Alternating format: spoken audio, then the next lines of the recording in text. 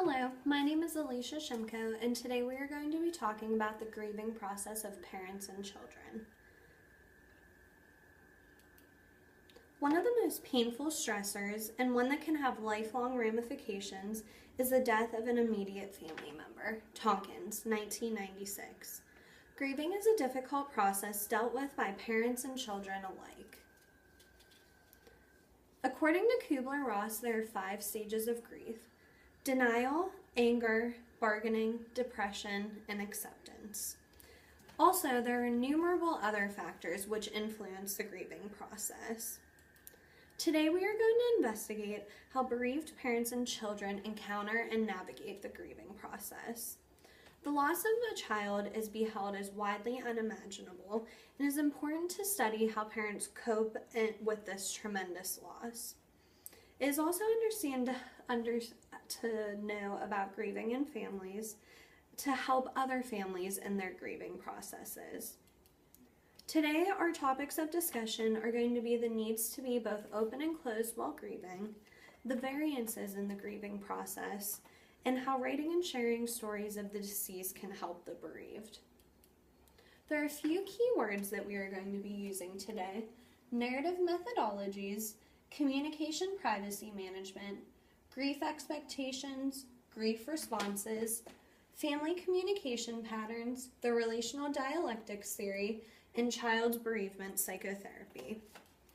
First, we are going to discuss how individuals within a family experience coinciding needs to be both open and closed while grieving. In 2010, Carmen, Western, Miller, Pearson, and Fowler studied family communication patterns. Family communication patterns are models which guide communication inside and outside of the family. Family communication patterns consist of 2 orientations: conversation orientation, which is how much an individual is encouraged to participate within the family and to share their feelings, and the conformity orientation, which stresses sameness within the family.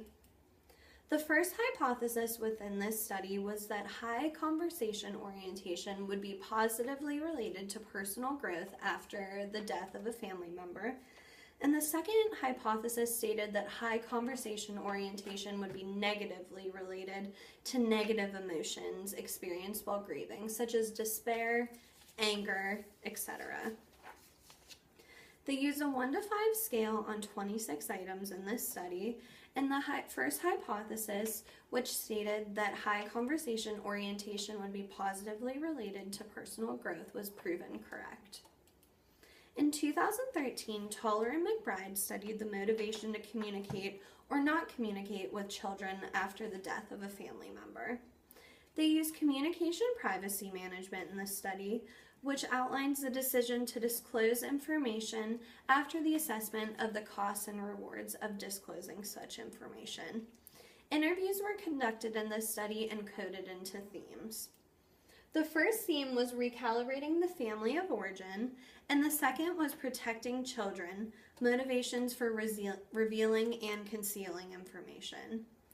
It was shown in the study that parents invented their own privacy rules to break the taboo of when they were younger of death not being talked about. They also wanted to communicate to their children that death is inevitable and a part of life that will be experienced by everybody. And also they wanted to tell their children that it was okay to openly convey and express their grief. Parents, however, were cautious about providing too much or too mature of information to children. In 2009, Toller and Braithwaite studied the contradicting needs of bereaved parents to grieve both together and apart. They used the relational dialectics theory in this study, which states a partner's conflicting needs to be both open and closed with each other. Partners are the main source of support for each other when dealing with the loss of a child. However, gendered grieving styles can cause complications in this, as men tend to be more open in their grieving and women tend to be more open in their grieving and men tend to be more closed off. Open-ended interviews were conducted in this experiment to describe the communication before and after death between partners, and they found the desire to grieve both with the spouse and in their own way was reported by most partners.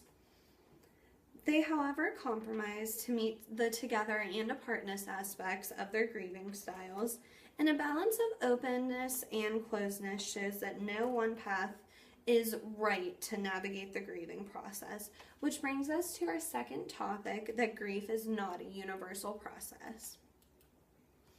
In 2007, Costa, Hall, and Stewart studied grief-related expectations. Participants in this study showed that they felt that there was no standard grieving experience and showed their grief expectations where they thought that there was no normal grief response for anybody, and that circumstances surrounding a death can also influence the type or the longevity of grieving. In 1996, Ferrugia studied the experiences within a family after the loss of a child. He found that each family has unique needs that are not universal, and also had recommendations for counseling for bereaved parents. The results showed that death affects marriage, along with other family members, including grandparents and siblings, in different ways. And he also recommended that counselors have individual grieving patterns and respect these when they are counseling the bereaved. In 2011, Toller discussed the communication patterns after the death of a child. 12 interviews were conducted over the communication style before and after the death of a child, and the information was coded into either helpful or unhelpful actions and supportive or unsupportive behaviors. The results shown that helping a distressed person solve a problem was helpful when paired with tangible aids such as babysitting, providing money, helping with household chores, and this was called action facilitating support. And it was shown that helping someone by listening, showing emotional support, or having empathy or sympathy was also helpful under nurturant support. And it also showed that it's important sometimes to help somebody without completely eliminating their stress. In 1994, Gentry, Kennedy, Paul, and Hill studied how a person that is grieving cannot fill the role of an active consumer. They studied the varying interactions in consumer activity, and they asked participants to describe their experiences, which were dependent on the person that they were dealing with in this, showing that not all the consumer things are universal. And they also showed that social support is an important component of the grieving process. This brings us to our third topic, writing and sharing stories of this deceased providing comfort to the bereaved. In 1996, Tompkins and Lambert spoke of the effectiveness of children's bereavement psychotherapy. They developed a questionnaire, they interviewed parents, and they also interviewed the child in question. In this study, 10 subjects were given psychotherapy, while 6 were the control group and were not provided with this children's bereavement psychotherapy.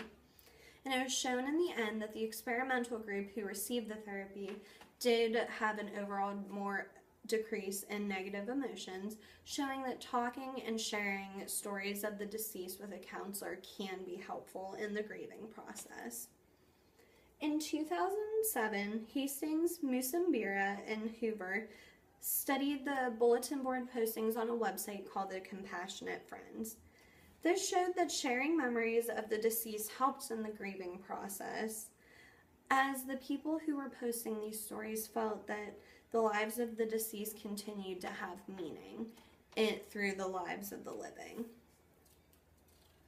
In 2011, Titus and D'Souza studied how bereaved parents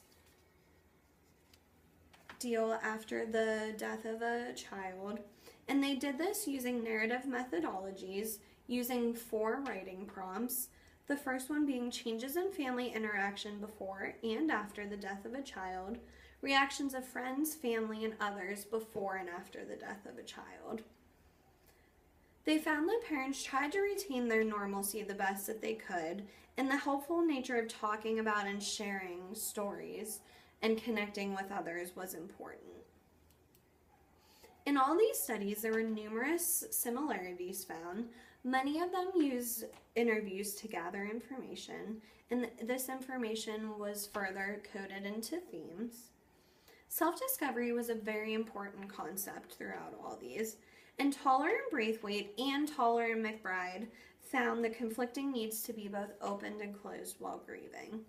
Costa found that there was no standard grieving experience, and then Carmen found the high conversation orientation was positive in the grieving process, relating to the positive aspect of sharing stories of the deceased.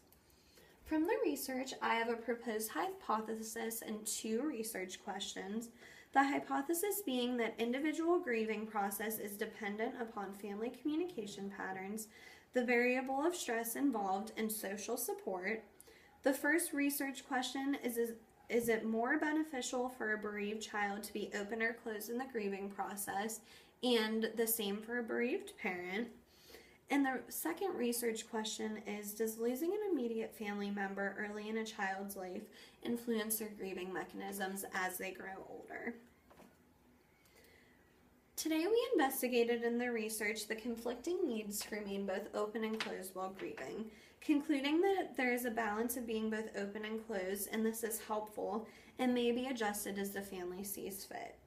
Secondly, we looked at the differences in individual grieving process and saw that there's a difference between the men and women in grieving, and that it is not a universal process.